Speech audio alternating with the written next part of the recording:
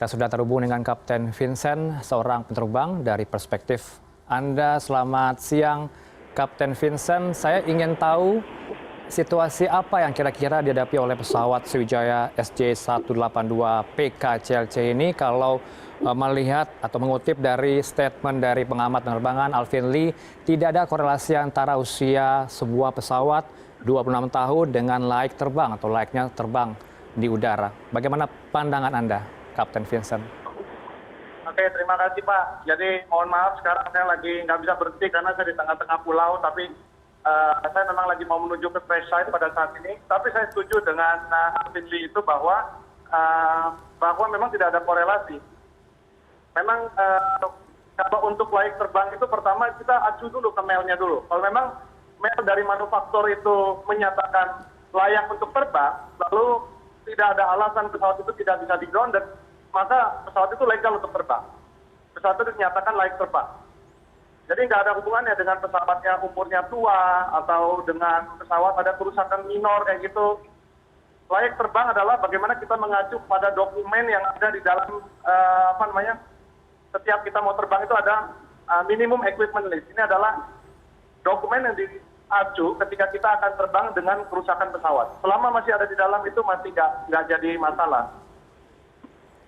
Tapi kalau dari pernyataan sejumlah pakar penerbangan menyatakan bahwa tidak ada gejala yang ditimbulkan bahwa pesawat ini tidak layak untuk terbang juga, dan juga tidak ada mengirimkan sinyal ke Air Traffic Control atau ATC saat sudah berada di ketinggian 10.000 kaki. Apa kira-kira ini masalahnya, Kapten Vincent? Nah ini betul sekali ya, saya setuju. Karena yang saya lihat, saya telusuri satu demi satu, pesawat itu climb dengan normalnya. Saya lihat itu pesawat climb dengan kecepatan rata-rata kurang lebih 250 knot indicated airspeed di bawah 10.000 kaki, dan itu adalah sesuatu hal yang normal.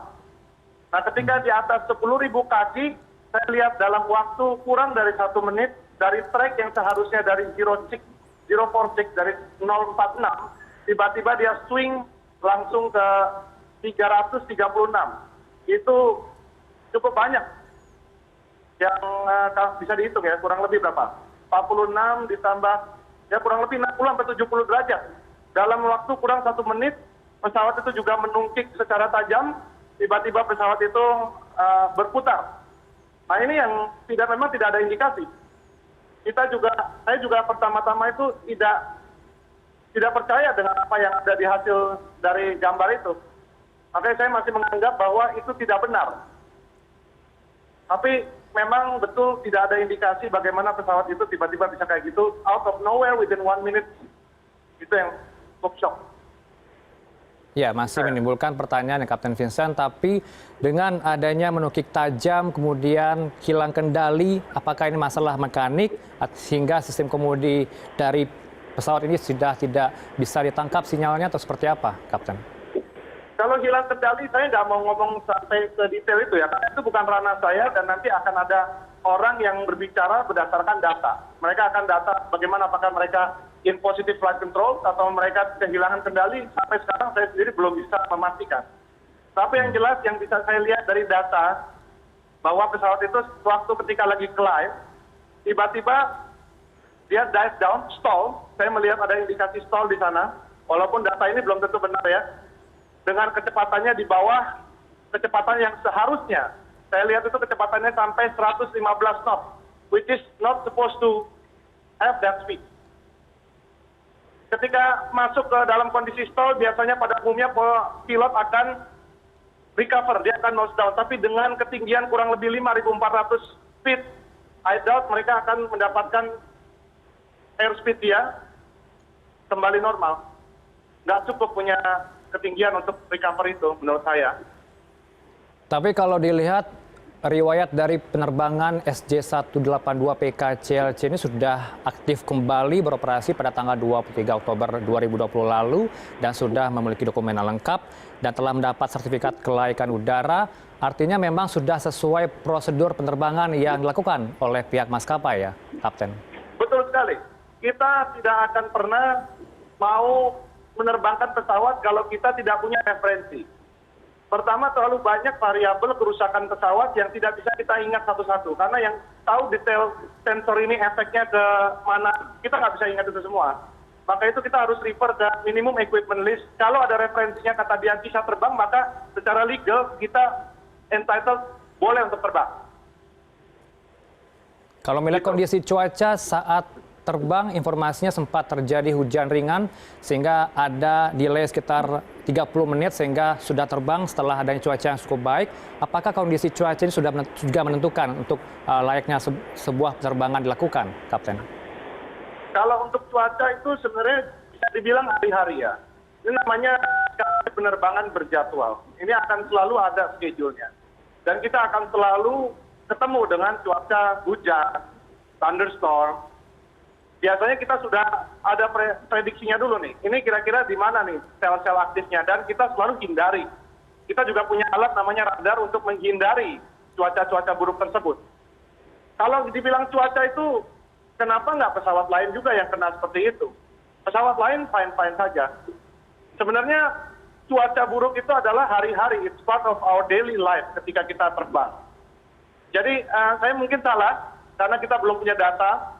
Tapi sepengetahuan saya, cuaca ini bukanlah satu hal yang ya kecuali masuk ke dalam sesuatu yang ekstrim sekali kayak model Air France dulu ya. Tapi kalau yang seperti ini, inilah hari-hari di mana kita hanya ketinggian 10.000. Bukanlah sesuatu weather yang cukup signifikan, ini menurut saya. Saya mungkin bisa salah, tapi karena saya bukan bicara berdasarkan data, ini hanya ancar-ancar saja gitu loh. Saya bukan dari ilmu penerbangan, tapi saya ingin tahu, Kapten Vincent, apakah memang ketika pesawat ini turun dengan kecepatan yang tidak dapat dikendalikan, apakah bisa tetap dikendalikan untuk naik ke atas, atau bagaimana analisanya untuk sebuah pesawat terbang yang hilang kendali, turun cepat ke bawah, menuju tajam, apakah masih mampu untuk dikendalikan untuk naik ke atas? Gitu? Nah, kalau untuk hilang kembali, saya mau konfirmasi sekali lagi bahwa saya tidak bisa ngomong konfirmasi. Saya nggak bisa mengkonfirmasi mengenai hal itu karena saya nggak punya data ya. Tapi yang jelas yang saya lihat ini ada kemungkinan pesawat itu stall. Dan mungkin saja dia lagi berusaha untuk recovery. Karena stall recovery procedure adalah hal yang kita harus cek. Kita setiap 6 bulan kita selalu akan diperiksa bagaimana cara kita menghadapi bermacam-macam emergency. Nah, ketika pesawat itu stall, maka action seorang pilot dia akan recover. Cuman saya melihat pesawat itu drop dengan kecepatan ground speed 358 knot atau ekivalen kurang lebih 660 km per jam. Dan last data yang saya lihat itu adalah 250 feet last calibrated altitude. Itu yang saya lihat. Tapi kalau hilang kendali saya nggak tahu deh. Cuman dia lagi berusaha. Tapi sekelihatan saya walaupun dia berusaha, chance untuk recovery di ketinggian 5.000 feet dengan full stall dengan speed 115 knot, kayaknya it's quite slim. Baik, saat ini tim Kopaska, tim gabungan tengah berupaya untuk mencari keberadaan dari bangkai-bangkai pesawat dan sudah melakukan penyelaman sejak pukul 6 pagi tadi, Kapten, di kedalaman 16 sampai 25 meter. Artinya memang kedalaman dari perairan yang ada di Pulau Laki dan juga Pulau Lancang ini cukup dalam kah sehingga harus sampai ke dasar laut kah untuk mencari keberadaan dari bangkai pesawat ini? Nah, ini yang jadi masalah adalah bagaimana pesawat ini menghantam ke bawah. Karena dengan kecepatan 660 km per jam dengan beban anggaplah 50 atau 60 ton, saya nggak tahu ya berapa. Itu air tuh akan memecah belahkan semuanya dan akan sangat sulit untuk mencari